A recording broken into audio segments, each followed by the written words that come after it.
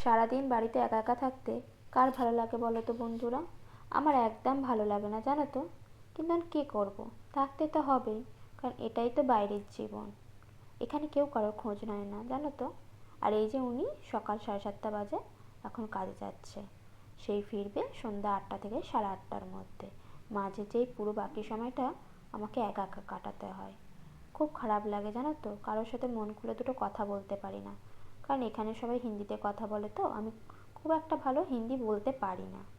আর তাছাড়াও এখানকার মানুষগুলো কিরম যেন, কেউ কারোর সাথে কথা বলে না, কারো খোঁজ নেয় না, কারো অসুখ বিসুখ করলে কেউ পাশে দাঁড়ায় না।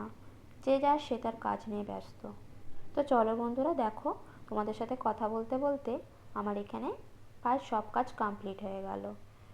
তো চলো, এই ভিডিওটা এখানেই শেষ করছি। নেক্সট ভিডিওতে দেখা হচ্ছে।